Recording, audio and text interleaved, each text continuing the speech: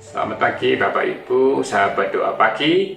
Mari kita sebelum memulai kita berdoa terlebih dahulu. Bapa kami di dalam Tuhan Yesus Kristus, sungguh luar biasa kasih setia, berkat dan penyertaan Bapa di dalam kehidupan kami bersama keluarga-keluarga sahabat doa pagi. Tuhan telah memberkati di dalam segala hal. Pagi hari ini kami ingin Tuhan merenungkan sebagian firman Tuhan dan memuji Tuhan, dan doa-doa syafaat akan kami laksanakan. Tuhan berkati dari awal akhir sampai dengan akhirnya. Terima kasih Bapak, di dalam Tuhan Yesus kami berdoa dan mengucap syukur. Haleluya.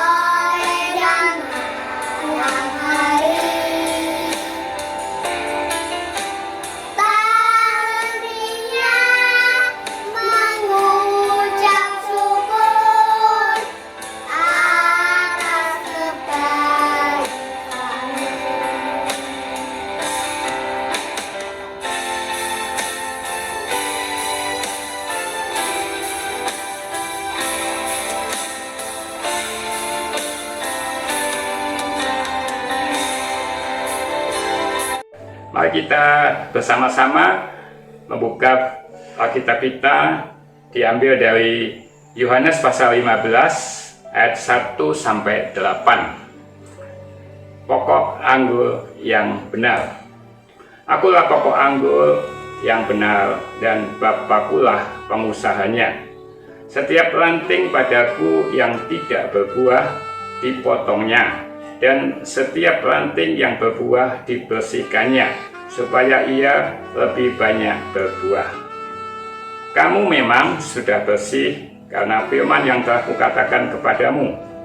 Tinggallah di dalam aku, dan aku di dalam kamu. Sama seperti ranting tidak dapat berbuah dari dirinya sendiri kalau ia tidak tinggal pada pokok anggur, demikian juga kamu tidak berbuah jikalau kamu tidak tinggal di dalam aku. Akulah pokok anggur, dan kamulah ranting-rantingnya. Barang siapa tinggal di dalam aku, dan aku di dalam dia, ia berbuah banyak. Sebab di luar aku, kamu tidak dapat berbuat apa-apa. Barang siapa tidak tinggal di dalam aku, ia dibuang keluar seperti ranting dan menjadi kering, kemudian dikumpulkan orang dan dicampakkan ke dalam api, lalu dibakar. Jikalau kamu tinggal di dalam aku, dan firman-Ku tinggal di dalam kamu, mintalah apa saja yang kamu kehendaki dan kamu akan menerimanya. Di dalam hal inilah Bapakku dipermuliakan, yaitu jikalau kamu berbuah banyak, dan dengan demikian kamu adalah murid-muridku. Mari kita renungkan firman Tuhan ini dengan tema yaitu melekat kepada Tuhan pasti menghasilkan buah. Nas diambil di ayat 55a, yaitu akulah pokok anggur dan kamulah ranting-rantingnya. Tanaman anggur merupakan kas yang dimiliki oleh hampir setiap petani di Israel di masa-masa lalu. Selain gandum dan tanaman buah-buahan lainnya, Tuhan menggambarkan umat Israel sebagai pokok anggur pilihannya. Sayang, mereka yang dipelihara Tuhan sedemikian rupa justru mengecewakan hati Tuhan karena tak menghasilkan buah seperti yang diharapkan. Di Yesaya 2 ayat 21 dikatakan, aku telah membuat engkau tumbuh sebagai pokok anggur pilihan, sebagai benih yang sungguh murni. Betapa engkau berubah menjadi pohon berbau busuk, pohon anggur liar. Jadi melalui perumpamaan tentang pokok anggur ini ada dua hal penting yang menjadi pembelajaran bagi orang percaya, yaitu pertama, persekutuan yang karib dengan Tuhan. Jadi ranting layaknya harus melekat pada pokok anggur. Jika tidak, sampai kapanpun ranting tak akan bisa bertumbuh, apalagi berbuah. Jika ranting tidak berbuah di dalam jangka waktu tertentu, pastilah akan dipotong. Ranting yang dipotong tentu akan mengering dan mati karena tidak mendapatkan asupan makanan. Ranting itu tiada guna lagi. Ia akan dibuang dan kemudian dicampakkan ke dalam api lalu dibakar. Di Yohanes 15 ayat 6 tadi. Karena itu, membangun persekutuan yang karib dengan Tuhan adalah hal mutlak yang harus ditaati. Tinggallah di dalam aku dan aku di dalam kamu, sama seperti ranting yang tidak dapat berbuah dari dirinya sendiri kalau ia tidak tinggal pada pokok anggur. Demikian juga kamu tidak berbuah jikalau kamu tidak tinggal di dalam aku. Itu di ayat 4. Jadi yang kedua itu menghasilkan buah. Syarat utama untuk dapat menghasilkan buah adalah melekat pada pokok anggur. Kalau siapa tinggal dalam aku dan aku di dalam ia berbuah banyak. Sebab di luar aku kamu tidak dapat berbuat apa-apa. Itu di Yohanes 8:15b. Dibutuhkan kerelaan untuk diproses agar bisa bertumbuh dan berbuah. Jadi setiap ranting padaku yang tidak berbuah dipotongnya, dan setiap ranting yang berbuah dibersihkannya supaya ia lebih banyak berbuah. Di ayat 2 tadi. Jadi ketika kita membuka diri kepada Tuhan dengan mengizinkan Roh Kudus masuk dan tinggal di dalam hidup kita, mau tunduk pada pembentukannya, mau dibersihkannya, maka hidup kita siap untuk menghasilkan buah. Memang proses itu tidak mudah dan seringkali menyakitkan. Dalam hal inilah Bapakku dipermuliakan, yaitu jika kamu berbuah banyak, dan dengan demikian kamu adalah murid-muridku. Itu dikatakan di ayat 8. Jadi hidup berbuah adalah salah satu pertanda kerohanian seseorang bertumbuh dan mencapai kedewasaan rohani. Melalui buah yang dihasilkan, selain nama Tuhan dipermuliakan, juga sebagai pertanda ada seseorang adalah murid Tuhan. Secara sederhana, ranting yang menghasilkan buah adalah gambaran dari seorang Kristen yang hidupnya menjadi berkat. ada tertulis ya, jikalau suatu pohon kamu katakan baik, maka baik pula buahnya. Jikalau suatu pohon kamu katakan tidak baik, maka tidak baik pula buahnya. Sebab dari buahnya pohon itu dikenal. Itu di Matius 12:33. Jadi untuk mengenal pohon dan jenisnya bukan dilihat dari batang, dari daun atau dahan, melainkan dari buahnya. Prinsip penting yang harus dipahami adalah bahwa suatu tanaman takkan mungkin berbuah dalam waktu singkat, tapi butuh proses yang relatif panjang, tergantung pohon dan jenis tanamannya. Untuk bisa berbuah atau menjadi berkat, itu ada harga yang harus dibayar, yaitu membiarkan Tuhan memangkas dan membersihkan karakter atau kebiasaan hidup yang tidak sesuai dengan kehendaknya. Jadi ranting yang dibersihkan itu justru memberikan kesempatan bagi pohon untuk menghasilkan bahan makanan yang cukup, yang kemudian disalurkan ke batang dan akhirnya kepada buah. Jadi prinsip pembersihan atau pemangkasan dari Tuhan ini bisa melalui masalah dan ujian. Dibersihkan itu sakit, yaitu secara daging, tapi mendatangkan kebaikan bagi kita. Ketika kita mau tunduk pada prosesnya Tuhan ini, Tuhan akan memberikan perhatian secara khusus kepada kita. Jadi setidaknya ada 3 buah yang harus dihasilkan oleh setiap orang percaya, yaitu buah pertobatan, buah karakter, ya, dan buah pelayanan. Buah pertobatan itu jadi hasilkanlah jadi buah yang sesuai dengan pertobatan di Matius 3:18. Buah karakter ini berbicara tentang buah roh, seperti kasih, sukacita, damai sejahtera, kesabaran, kemurahan, kebaikan, kesetiaan, kelemah lembutan, penguasaan diri. Jadi di Galatia 5:22-23. Dan buah pelayanan, ketika hidup kita menjadi kesaksian yang baik, kita akan mudah memenangkan jiwa bagi Tuhan. Sebab kesaksian hidup adalah penginjilan yang paling efektif untuk memenangkan jiwa.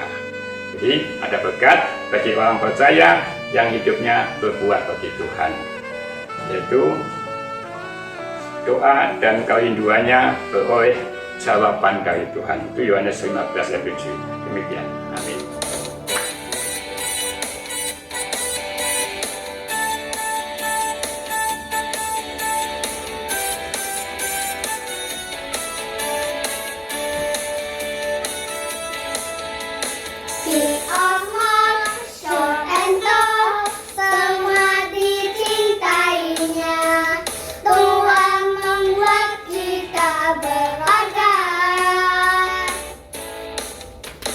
Berkat